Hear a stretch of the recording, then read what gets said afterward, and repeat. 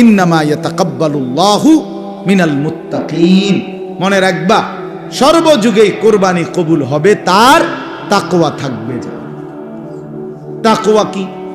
তাকওয়া হলো তিন জিনিস। এক নম্বর হলো সমস্ত গুনাহ বর্জন করা, দুই নম্বর হলো সমস্ত ইবাদতে লেগে থাকা, তিন নম্বর হলো সর্বাবস্থায় আল্লাহকে ভয় করতে থাকা। গুনাহ বর্জন, ইবাদত পালন, আল্লাহর ভয়, এটাই তাকওয়া।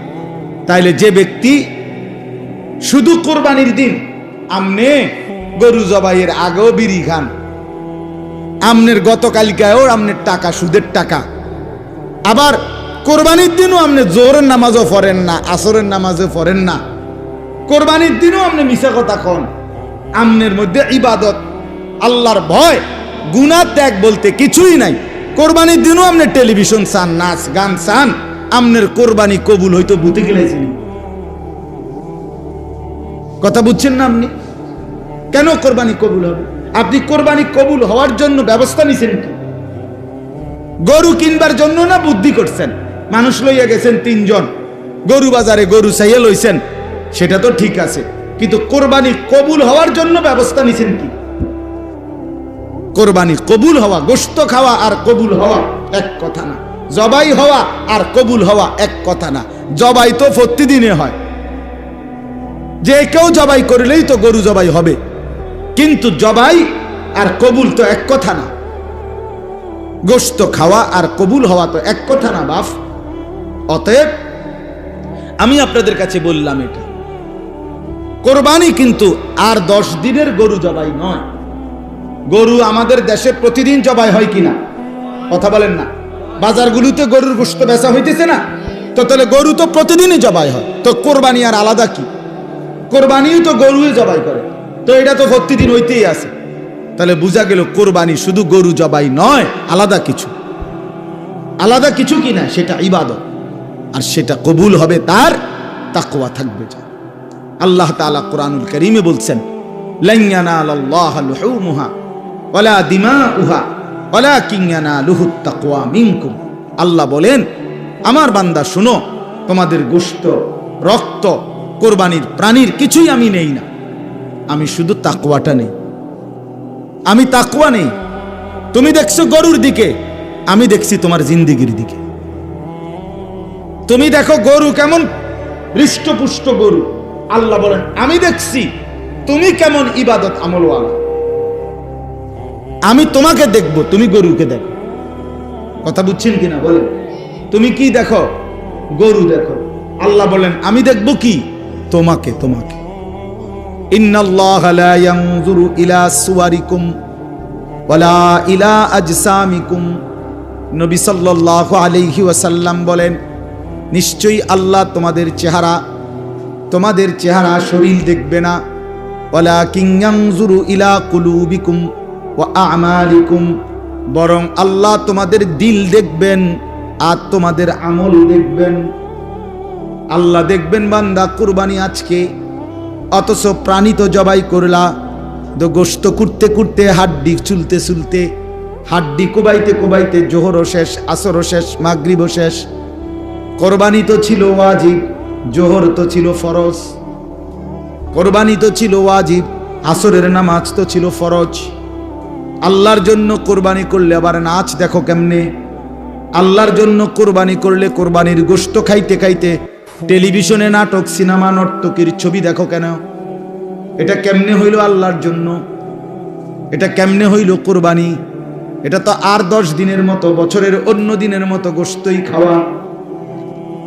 হ্যাঁ বলেন? এই জন্য আমি বললাম কোরবানির ক্ষেত্রে এটা মনে রাখতে হবে, কোরবানি যেন হয় আমার আপনার জিন্দেগি গুনাহমুক্ত অবস্থা। নাই তো আসমানে যাবে না, আমনের ঘরে যাবে। আমনের ঘরে গোশত যাবে, চুলায় রান্না হবে, সিদ্ধও হবে, রুটির লগে খাইতেও পারবেন, সবই ঠিক আছে। কিন্তু আসমানে যেতে হলে, আল্লাহর কাছে যাইতে হলে তাকওয়া লাগবে। তাকওয়া লাগবে। টাকাটা হালাল হইতে হবে। 1 টাকা হারামের টাকা, এটা দিয়া কোরবানি কবুল হয়। এবং হারাম টাকার শরিক যে হয়, তার কারণে বাকিদের কোরবানিও কবুল হয়। আপনি যদি বলেন বুঝমু কেমনে, না বুঝলাম না হেতের লগে করেন কেন,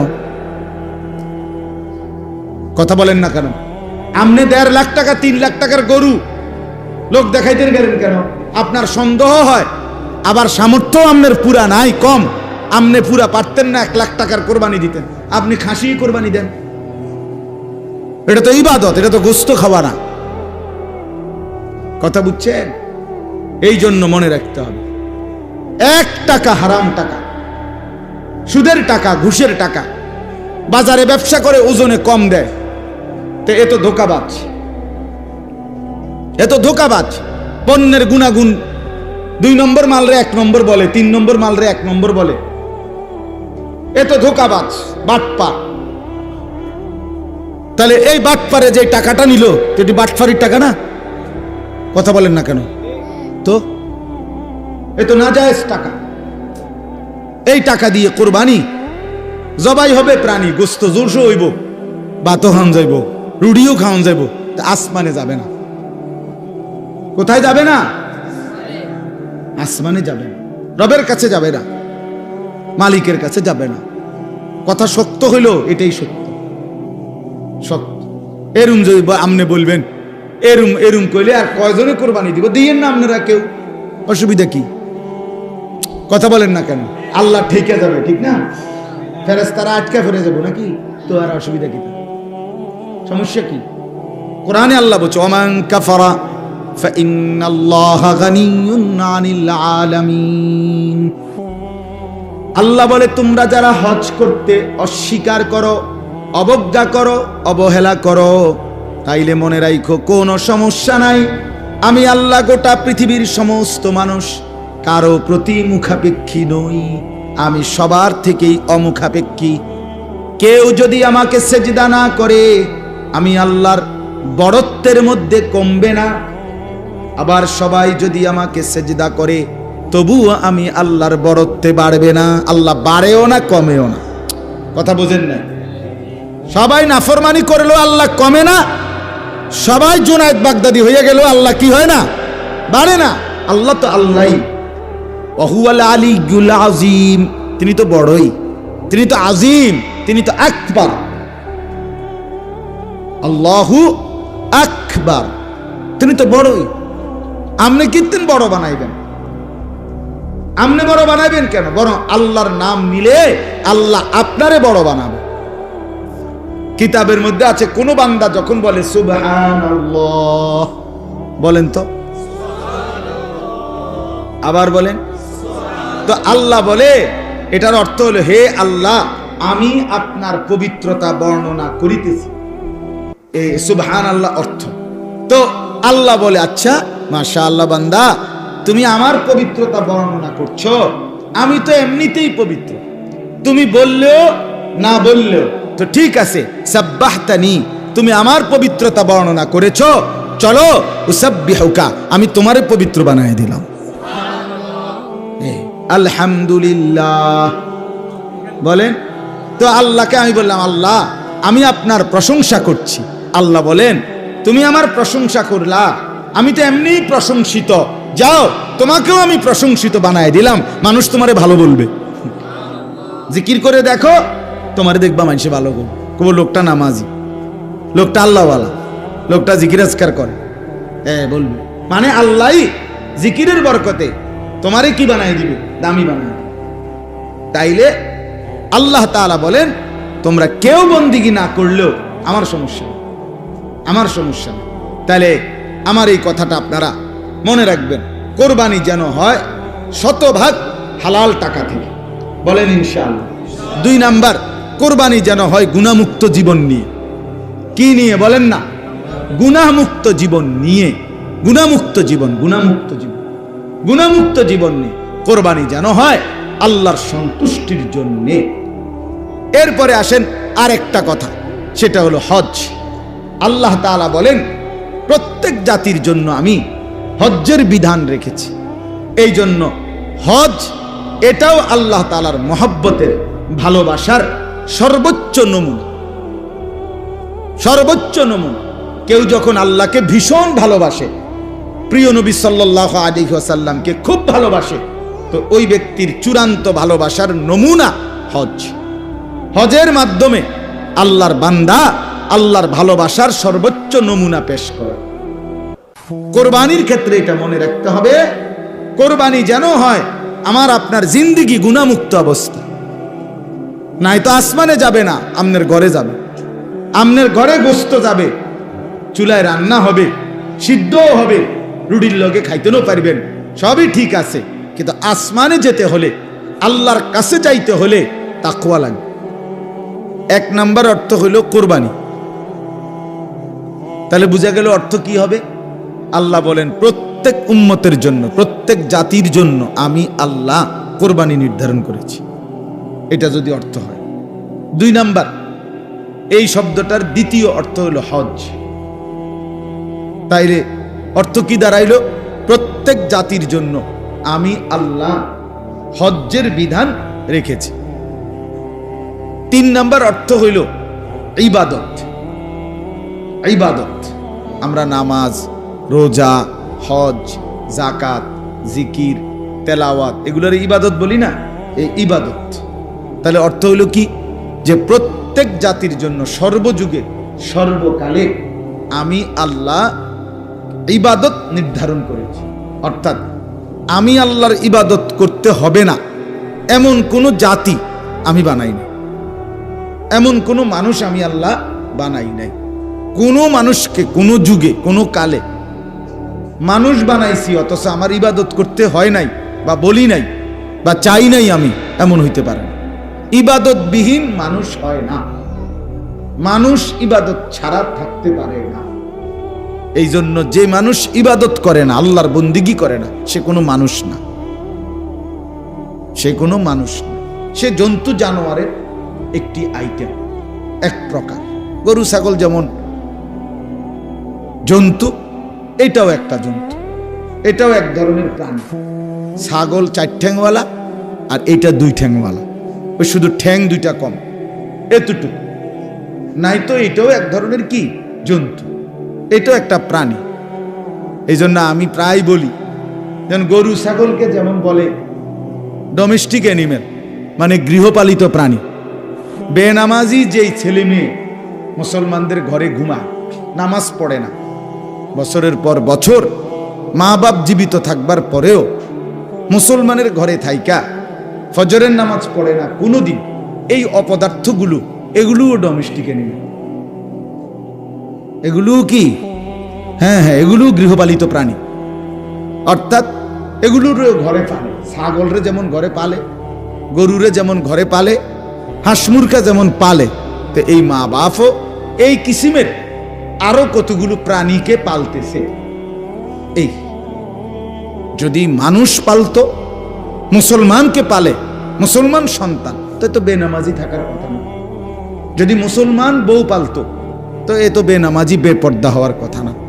যদি মুসলমান মেয়েকে পালছে বড়া, তাইলে তো সে বেনামাজি বেহায়া হওয়ার কথা না। সে মূলত প্রাণী, গৃহপালিত প্রাণী পালছে। তার বাড়ির মধ্যে গরু পালে, ছাগল পালে, হাঁস পালে, মুরগা পালে, তো কিছু অপদার্থ বেনামাজি বেহায়া এগুলোরও পালে, এগুলারে ভাত খাওয়ায়, আর ওরারে আপনার ওই খল্লি ভুসি খাওয়ায়, আর এগুলারে ভাত খাওয়ায়। এই আর কি তফাৎ। এই কয়টা কে বাদ দেয় আর ওই কয়টাকে খল্লি ভুসি দেয়, এই প্রাণী দুটার মধ্যে তফাৎ। তো খাবারের আইটেম ভিন্ন হইতেই পারে, সব প্রাণীর খাবার কি একরকম? কথা বলেন না কেন?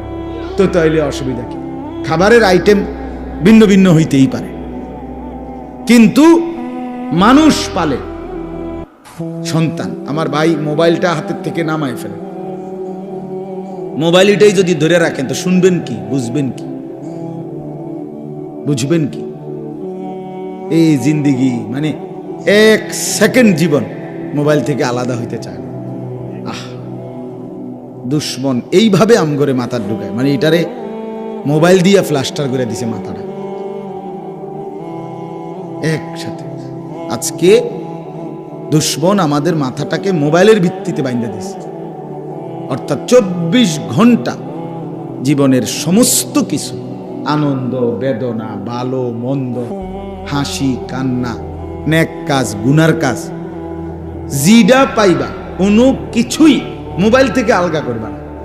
হুজুর দেখলো ছবি উড়াইবা, বেড়ি দেখলো ছবি উড়াইবা, খালা মসজিদ দেখলো উড়াইবা, মন্দির দেখলো উড়াইবা। বুঝেন না কথা? মানে জিডা পাও শুধু ছবি উঠাবে।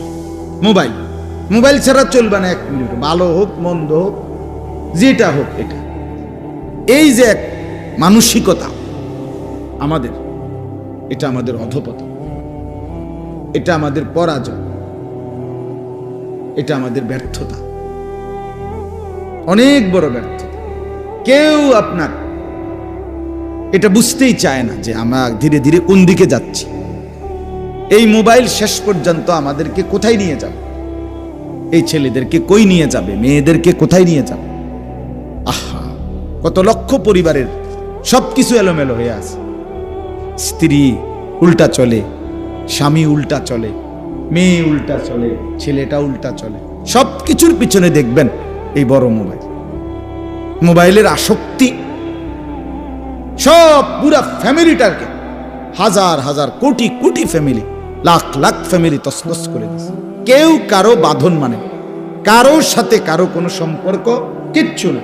ফোলা ফোলার মতো, মাইয়া মাইয়ার মতো, বাপ বাপের মতো, বেড়ি বেড়ির মতো। বেড়ি ওই এ ঘরের হে ঘরের বেড়িতে লগে আড্ডা দেয়, এবড়া গিয়া আদোয়ানে আড্ডা দেয়, ফোলা ফাইনে ফোলাইনের সমবয়সীদের সাথে আড্ডা দেয়, মেয়ে মেয়ের সমবয়সীদের সাথে আড্ডা দেয়। সবাই আলাদা আলাদা আলাদা। এটাই পরিবার? এটারে বুঝি পরিবার বলে? আল্লাহ তাআলা মা বাবা ছেলে মেয়ে এই বন্ধন এই জন্য দিছেন যে যার যে মতো চলবে। বলেন বাস্তবতা কি? ইনসাফের কথা কি? এভাবে কথা ছিল? বাপের চুল একরকম, ফুতের চুল আরেক রকম, মার বোরকা একরকম, জির বোরকা আরেক রকম, শাশুড়ির বোরকা একরকম, ফুতের বউয়ের বোরকা আরেক রকম। হ্যাঁ, বাপে যায় মসজিদে, ফোলা যায় আপনার শয়তানের আড্ডায়। এটা কেমন কথা বাপ? এভাবে ছুটে গেলাম কেন? আমরা টোটালি ফ্যামিলি ছিন্ন ভিন্ন করে দিচ্ছি, সবাই আলাদা হয়ে গেছে। বাপের সামনে ছেলেটা নষ্ট হইতেছে, এবার আর কোনো মাথা ব্যথা না। মায়ের সামনে মেয়েটা নষ্ট হয়ে যাচ্ছে, মার কোনো টেনশন নেই। এবারে বুঝে মাইয়া যে ফোলার লগে কথা কয়, মেয়ে যে আপনার চরিত্রহীন হয়ে যাচ্ছে এটা বুঝে। এটা মানুষের চেহারা দেখলেই তো বুঝে। কারণ আপনার মেয়ে 14 বছরের 16 বছরের মেয়েটা এতটা সাইজা গুইজা রঙ্গে ডঙ্গে কই যায় আপনি বুঝেন না? কারে দেখাইতে যায়, কারে দেখাইতে যায়? সে কি এটা বোঝে না? মা বোঝে না এটা? মা সিরা খায়? বলে ইনসাফের কথা হলো এটা। আজকে এই বড় মোবাইল আইসা শেষ আমাদের পুরা আপনার ফ্যামিলি তছনছ করে দিছে, সবাই আলাদা হয়ে গেছে। আমি একজন বড় বুজুর্গের জবানে বয়ান শুনছি, আরজিব বয়ান, হযরত মাওলানা নজরুল ইসলাম কাসিম সাহেবের বয়ানে। কি বলছে জানা? বলছে সকালবেলা শুকর যখন সকালে তো সে চোখ মেলে তো একটু একটু করে চোখ খোলে, মানে কুদ্দুর খোলে আবার খোলে না, কুদ্দুর খোলে আবার খোলে না, চোখ একটু একটু করে। তো উনি বলছে যে বুজুর্গরা বলছে শুকর আল্লাহকে বলে, আল্লাহ চোখ খুলতাম নি একটু একটু করে, আল্লাহ যেন কোনো বেনামাজি সামনে না পড়ে, এই জন্য একটু একটু করে চোখ খোলে, একটু একটু করে। সে লজ্জা পায়, আল্লাহ কোনো বেনামাজি যেন চোখে না পড়ে প্রথম নজর। আমি উনার বয়ানে শুনছি কতটা নিকৃষ্ট বেনামাজি। চিন্তা করে দেখেন, সেই মনে করে বাদুকা খায়, মোবাইল একটা টিপে, মানুষের মাইয়া দেখলে, বেরিয়ে দেখলে টিটকারি মারে, বা কি একটা মজায় আছে। বেওকুফ, এটা কোনো মজা হইল? এটা গুনার মধ্যে আবার মজা কি? যাকে সমাজের সবাই ঘৃণা করে, যে মন্দ কাজকে, সেটার মধ্যে আবার প্রশংসার কি আছে? সুস্থ বিবেকবান যেই কোনো মানুষ এটা বলবে এটা মন্দ কাজ। যে ছেলেটা সারা রাত মোবাইলে ছবি দেখে তারে কেউ প্রশংসা করবে? যে ছেলেটা কখনোই নামাজ পড়ে না তারে কেউ ভালো বলবে? যে ছেলেটা মেয়ের পিছনে পিছনে ঘুরে তারে কেউ ভালো বলবে? তো যে সকলের কাছে ঘৃণিত সে ভালো হয় কেমনে? সে তৃপ্তি পায় কেমনে? চলে কেমনে? খুশি হয় কেমনে? এত মানুষের ঘৃণা থুতুনিয়া একটা ছেলে বড় হয় কিভাবে? আজকে মা বাপ এটা বুঝেই না। এরা বোঝে কি চরিত্র থাকুক বা না থাকুক, নামাজ থাকুক বা না থাকুক, টাকা পয়সা কামায়নি,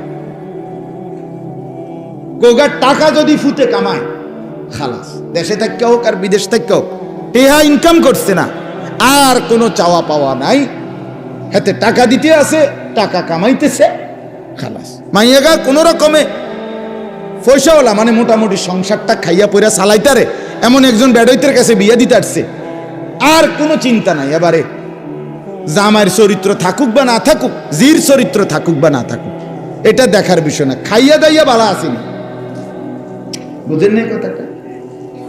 খাইয়া দাইয়া যদি বালা, আলহামদুলিল্লাহ বালা, আল্লাহর রহমতে বালা আছে, আমগো দোয়ায় এবার জি বালা,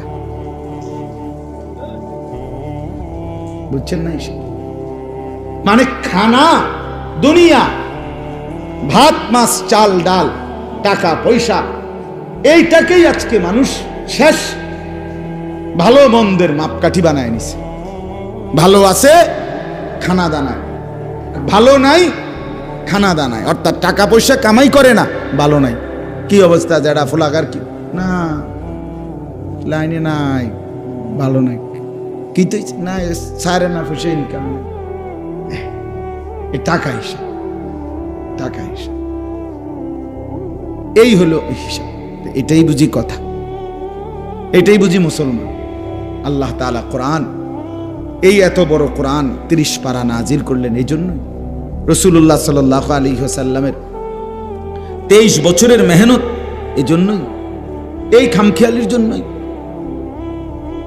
মা বোনদেরকেও বলি, মায়েরা আপনারাও ভাবতে শিখেন। মা, একটা গুরুত্বপূর্ণ কথা মনে রাখবেন, রাসূলুল্লাহ সাল্লাল্লাহু আলাইহি ওয়াসাল্লাম বলেন, প্রত্যেক ঘরের মহিলা, সরাসরি নবী বলছে, একেবারে মুত্তাফাক আলাই হাদিস, বুখারী মুসলিমের হাদিস, নবী সাল্লাল্লাহু আলাইহি সাল্লাম বলেন, ওয়াল মারআতু রাঈয়াতুন ফি বাইতি যাওজিহা ওয়া ওয়ালাদি, প্রত্যেক ঘরের স্ত্রী নারী ওই ঘরে তার স্বামীর ঘর, ঘরের আসবাবপত্র এগুলো, এবং ওই ঘরের স্বামীর যে সন্তান, তার ছেলে মেয়ে, এগুলো এদের জিম্মাদার। মাও জিম্মাদার, স্ত্রীও জিম্মাদার। ওয়াহিয়া মাসউলাতুন আনহুম, নবী সাল্লাল্লাহু আলাইহি সাল্লাম বলেন, এই নারীকেও কিয়ামতের ময়দানে তার ঘরে এই তার বাচ্চা কাচ্চাদের ব্যাপারে, ছেলে মেয়েদের ব্যাপারে হাসরের ময়দানে জিজ্ঞেস করা হবে, তোমার হাতে নষ্ট হয়ে গেল কেমনে ছেলেটা, তুমি মা বেঁচে থাকতে। এই যদি জন্মের সময় মা হারাইতো তাহলে একটা ভিন্ন ব্যাখ্যা হইতো, তাও তো অভিভাবক ছিল, কিন্তু তুমি মা বেঁচে থাকতে। আপনারা একটা জিনিস ভাবেন তো, মনে করেন একটা বাচ্চা 2 বছরের আগ টাইম থেকেই কথা বলা শুরু করে, এটা বুঝেন তো সবাই নাকি? আপনারা দেখছেন না বাচ্চা কথা বলে? তো বাচ্চাকে মানুষ কথা বলে 2 বছর থেকে ধরেন, তো এই 2 বছর বয়সে নিয়ে স্কুলে ভর্তি করায়, মাদ্রাসায় ভর্তি করায়নি, কয় বছরে করায়? সর্বোচ্চ 6 ধরেন, 5-6 বছর, এর আগে তো না, 6-7 বছর। আচ্ছা 6 বছরে আমি ধরলাম, তাহলে 6 বছর বয়সে কোথাও ভর্তি করা, কিন্তু বাচ্চাটা কথা বলতেছে তো 2 বছর বয়সে, তাহলে 2 বছর থেকে নিয়ে 6 বছর, এই মাঝখানের এই 4 বছর এই বাচ্চাটা কথা বলে না, কথা কন না কেন? তাহলে এই 4টা বছর তারে কথাবার্তা চলাফেরা শিখাইবার কি কারো দায়িত্ব নেই? এই সেটা মা,